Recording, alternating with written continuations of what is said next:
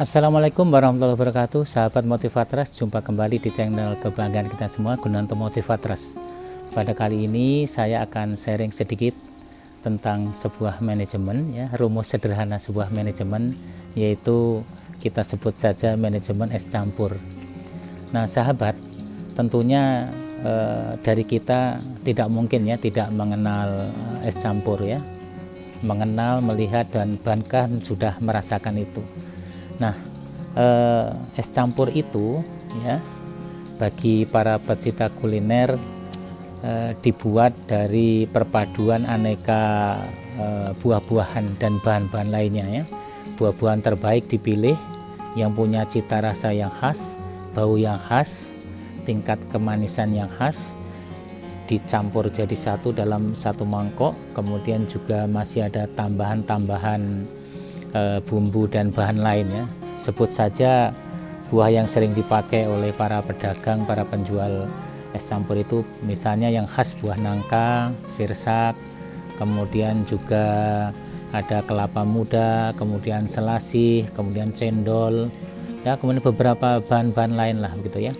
Kemudian itu dipadu menjadi satu di dalam satu mangkok.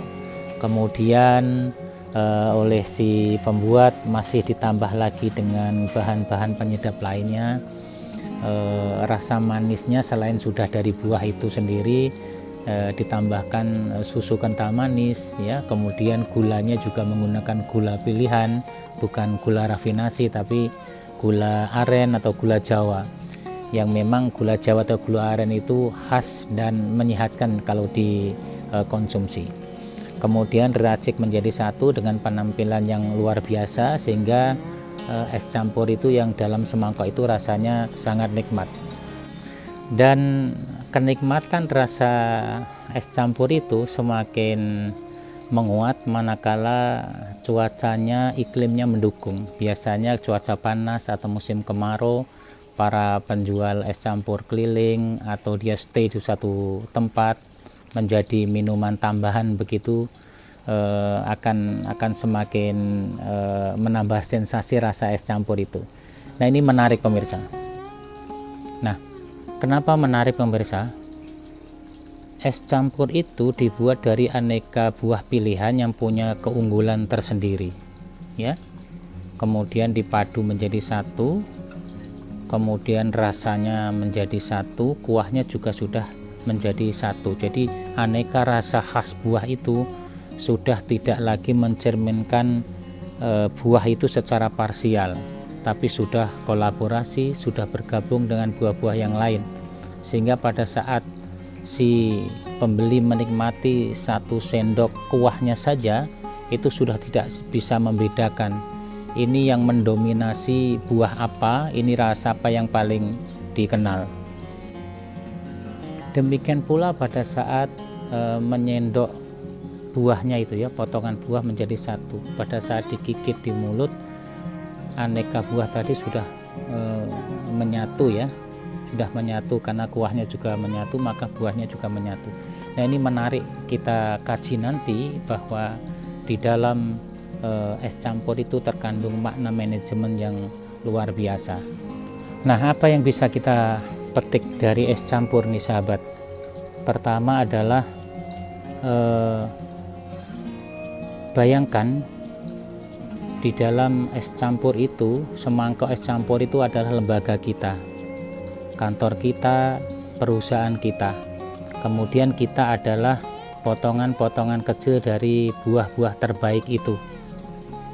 Kita bersama puluhan atau ribuan atau ratusan pegawai itu adalah potongan dari buah-buah terbaik itu. Kemudian dijadikan satu dalam tempat namanya mangkok, namanya perusahaan itu. Kemudian nanti diaduk, kemudian bumbu-bumbu dari sekitar kita menyatu, sehingga para pembeli, para penikmat merasakan bahwa yang tersaji adalah sesuatu yang enak, segar, dan mengasihkan, ya. Nah, sama seperti seseorang sedang menikmati es campur, maka pada saat dia menikmati es campur itu, sesendok demi sesendok, itu ada dua indera yang terlibat. Indera penciumannya sudah memadukan dari berbagai bau khas harumnya potongan buah itu, lidahnya merasakan nikmat manisnya. Maka dua pesan dari indera ini akan dikirim ke otak bahwa semangkok es buah itu rasanya nikmat, ya, rasanya nikmat dan mengasihkan.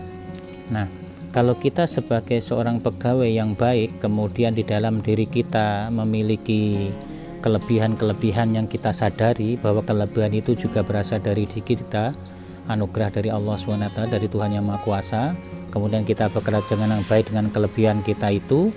Kemudian orang lain pun juga punya kelebihan yang mungkin berbeda, bisa sama bisa berbeda. Kita bayangkan ada 100 pegawai, setiap pegawai punya kelebihan masing-masing, kemudian berada dalam satu mangkuk perusahaan. Maka yang terjadi adalah, yang paling menarik kita adalah kolaborasi. Kelebihan-kelebihan yang kita miliki itu pada prinsipnya bagus. Karena apa? Satu dari kelebihan yang kita miliki adalah menyumbangkan kelebihan untuk lembaga kita. Kalau ada 100 pegawai masing-masing punya kelebihan, maka kelebihan kita itu nilainya 1/100, ya, hanya 1%.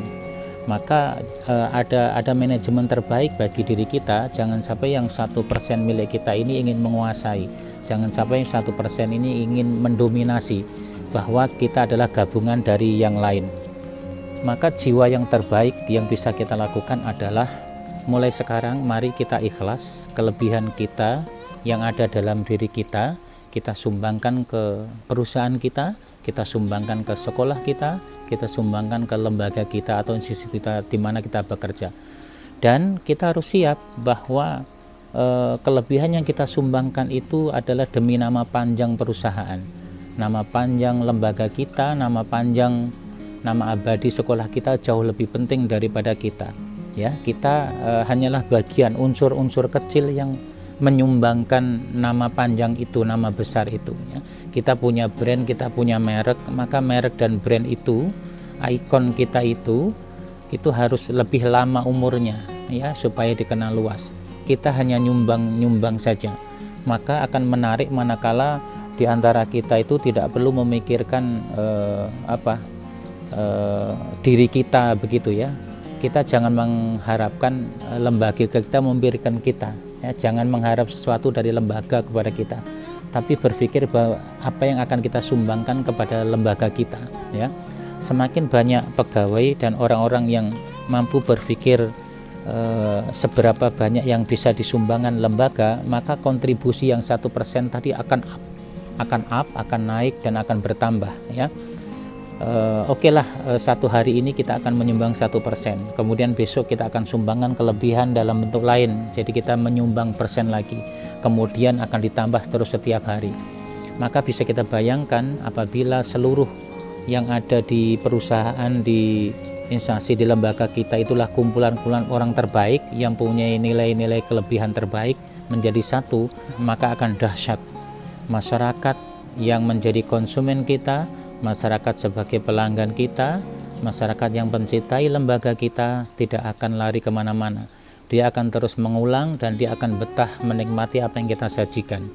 Nah, semangkok es campur tadi apabila rasanya enak, maka orang yang pernah membeli merasakan itu, dia akan menularkan, bercerita kepada orang lain, sehingga orang lain akan ikut berdatang menanyakan alamatnya, jam bukanya, harganya. Jadi kita tidak perlu promosi terlalu besar, cukup lewat orang lain sudah cukup terwakili. Ini menarik pemirsa.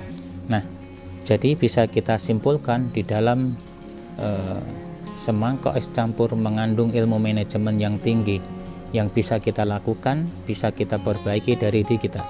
Dan kita bisa simpulkan, ya, 1% dalam diri kita, ya, bisa kita sumbangkan nilai kebaikan dalam diri kita sumbangkan untuk kebaikan lembaga kita.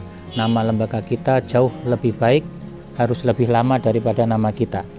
Nanti kelak orang-orang akan tahu bahwa di dalam lembaga yang hebat adalah kumpulan dari orang-orang yang hebat, kumpulan dari orang-orang yang punya kelebihan yang mau disumbangkan. Dan yang terbaik adalah kita ikhlas menyumbangkan kelebihan kita untuk kelebihan lembaga. Jadi biarkan lembaga kita yang terkenal, biarkan kita tidak terkenal, tidak menjadi masalah. Namun sumbangan kita membuat lembaga kita, sumbangan kita akan membuat lembaga kita semakin hari semakin terkenal dan tingkat kepercayaan dari masyarakat semakin hari semakin tinggi. Nah, ini kalau kita sadari akan menjadi sebuah model promosi yang murah meriah ya, dan pasti hasilnya maksimal ya, hasilnya pasti maksimal. Salam sukses, salam Motivatras. Assalamualaikum warahmatullahi wabarakatuh.